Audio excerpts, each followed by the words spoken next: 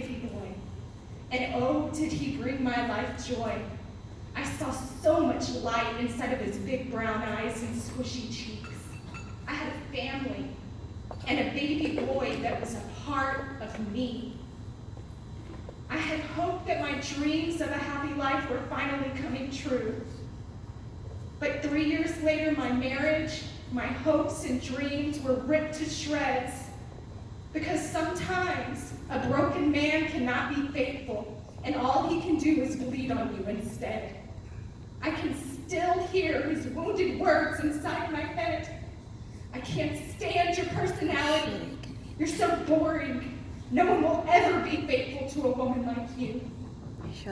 God doesn't begin to describe the pain I felt as I cradled my newborn baby girl in my arms. The hurt was so deep, it was as though I was bleeding pieces of my heart out of my eyes. Bless her heart. And as I wept, I felt the chilling fingers of my 3-year-old son gripping the side of my leg. Mommy, please don't cry, he said. As together we watched his wounded father walk away.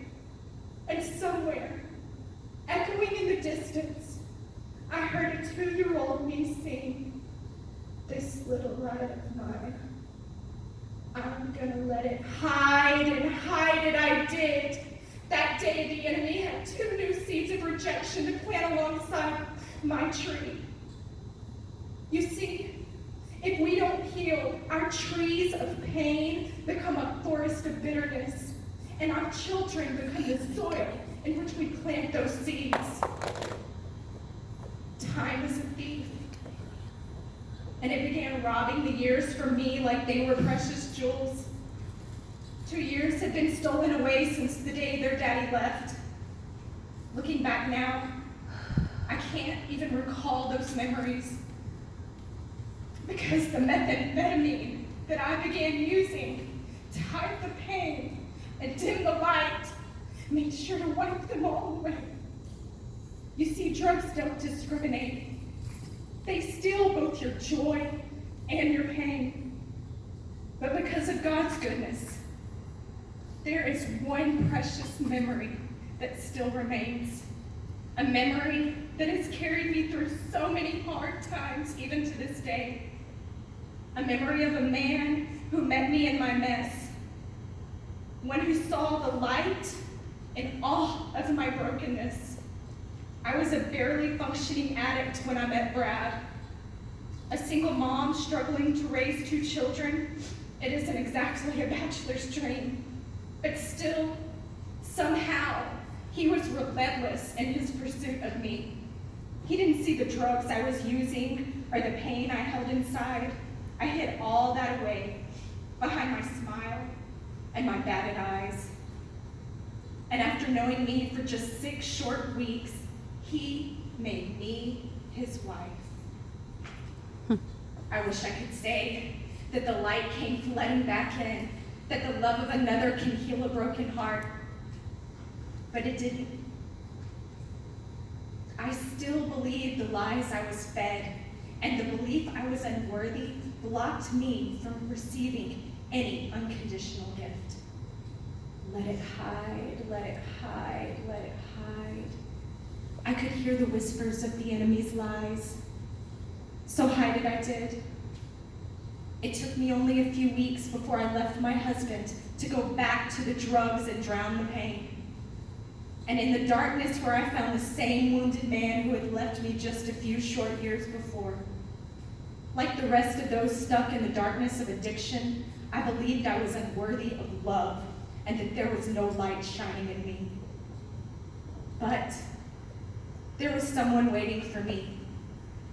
Even though I broke his heart into a million tiny pieces, my husband never stopped praying for me to come home. Never. Not once did he refuse to see that that little light shining inside of me was gone. Instead, he went into the pits of the darkest places to find me and bring me home. And he did this over and over and over again because his love was relentless. Each time I went back he fought his way back into the darkness to seek me out and bring me home. Even when I was the furthest I could be, he never stopped praying and holding on to me.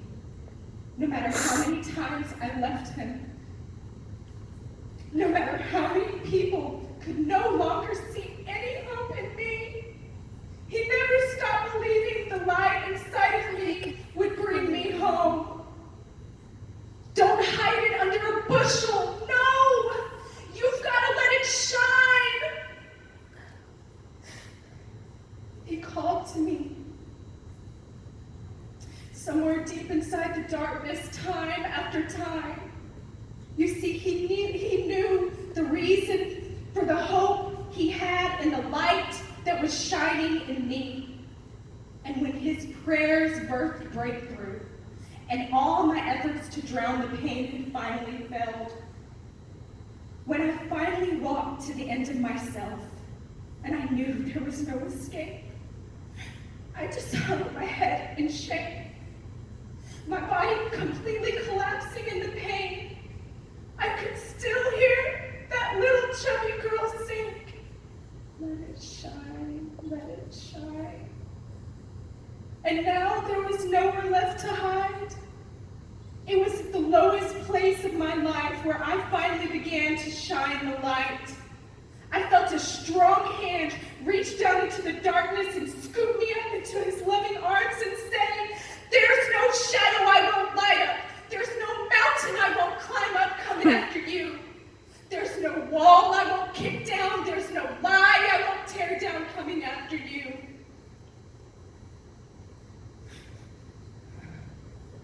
In that moment, it wasn't my husband that was carrying me home, but this little light that shined from inside of him, a light that couldn't be hidden away, a light that had been with me all along, a light that my 2-year-old heart held so deeply inside but couldn't see because of the lies, a light that nothing could put out, because the light he shined was Jesus Christ.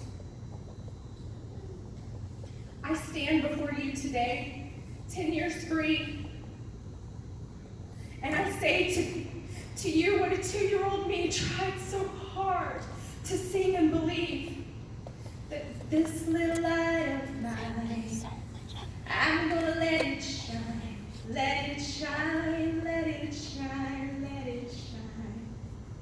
And today, I finally believe it. The devil would like nothing more than to bury the light that shines inside each and every one of you. Even today, as I read this reason for the hope that I have, I can feel a tug and hear a lie. There's no light in you. But the truth is, no matter where you sit or where you stand, you can't hide from the light. Because there is a Father who will leave the 99 for you. And there is no shadow he won't light up. There's no mountain he won't climb up coming after you. Because in Christ, we all were made to shine. Let your light so shine before men that they may see your good works and glorify your Father which is in heaven. Matthew 5:16. See her. Thank you.